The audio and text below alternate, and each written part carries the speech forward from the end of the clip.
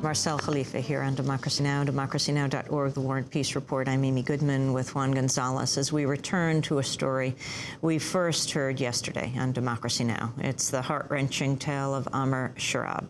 He lost two of his brothers on the same day in an Israeli attack in Gaza. Amer is a Palestinian from Khan Yunis living in the United States. He just graduated from Middlebury College in Vermont.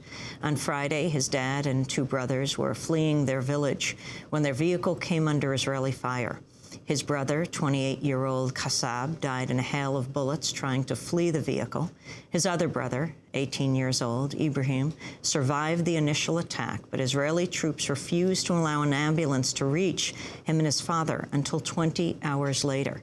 By then, it was too late. Ibrahim had bled to death in front of his father.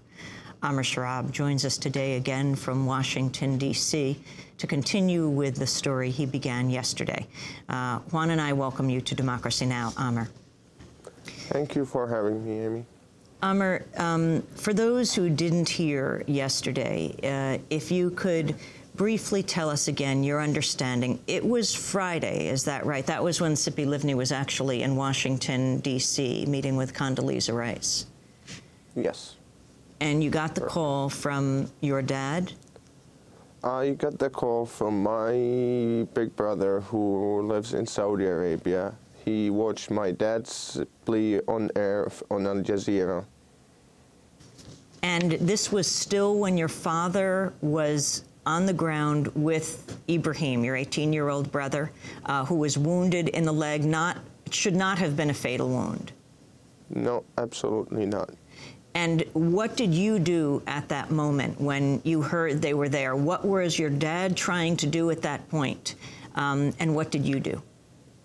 Well, my dad was asking for help from everyone who could help. What I did with a group of friends, we started contacting everyone we could know who might be able to provide them help. I contacted the Seeds of Peace, whom I am a member of.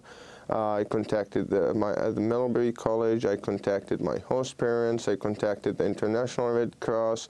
I tried to contact the media, the BBC, the CNN.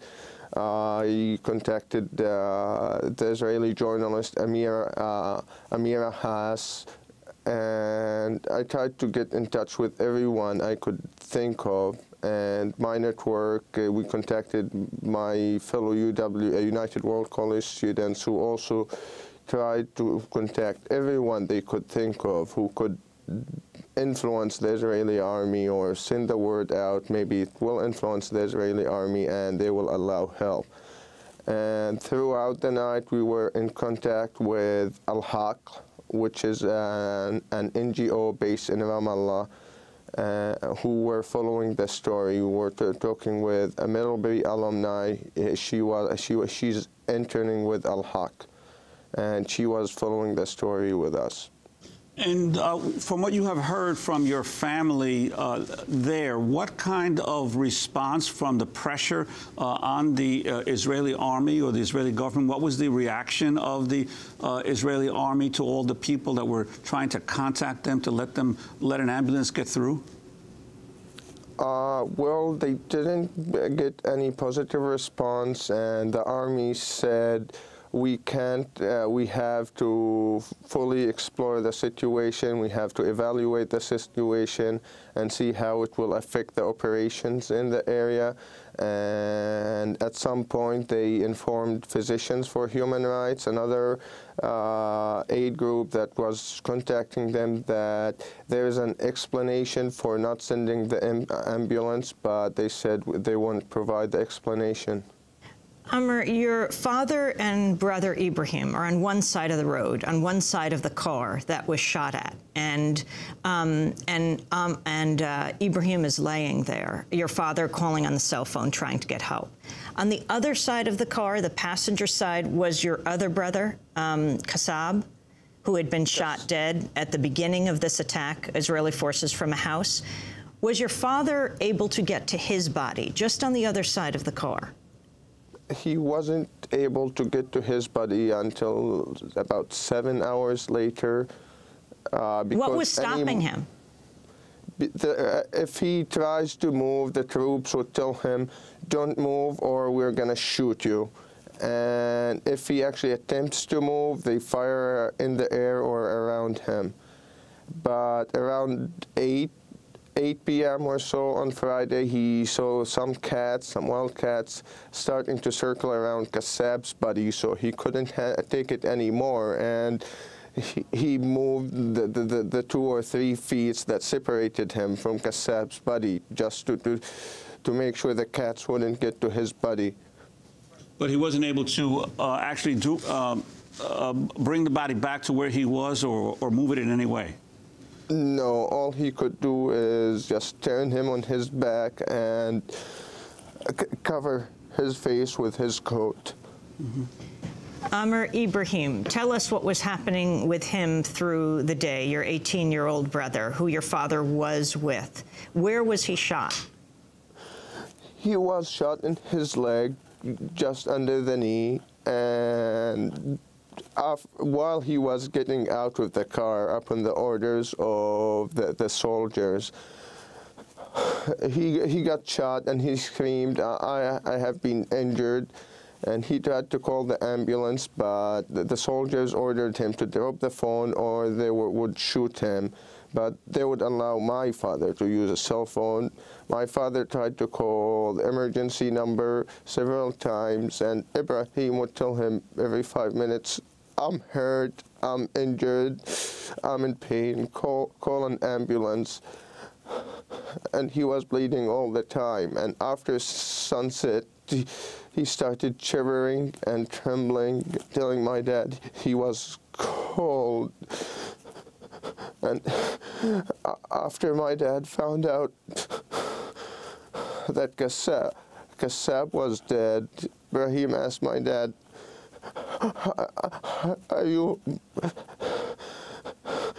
were you pleased with him, Daddy? And he said, yes, I'm pleased with him. And then Ibrahim, around 9 o'clock, Ibrahim told my dad, he was still shivering from cold, and he told my dad, I'm so cold. So my dad told him, okay, stand up and I will help you to get in the car. Maybe it will be warmer there. So as they stood up, the soldiers said, don't move or we will shoot you. But my dad screamed back. It was like, you killed my son. If you want to shoot us, I don't care. And he helped him into the car. My dad took off his coat and covered Ibrahim with it. And they had some laundry piled in the back of the car, so he covered Ibrahim with it, trying to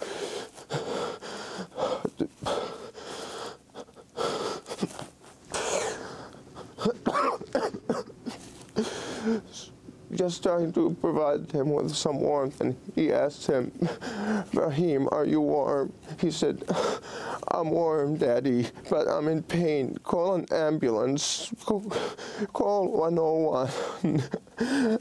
And he would repeat that every 5 minutes. Call an ambulance. Call 101. And all that time, my dad was receiving calls from the media, from human rights groups, and he was repeating his appeal and telling them, my son was killed and the other one is bleeding and he's in pain. Send us help. And help was nowhere to be seen. And around midnight, he got a call from Al Jazeera, and they told him, you're on air, tell us where you are, what's happening. So he broadcasted his plea on air. And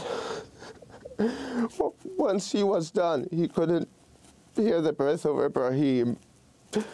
He thought he fell asleep. He talked to him, he wouldn't respond. He placed his hand on his forehead. It was still warm, but he wasn't breathing anymore. And he had no pulse.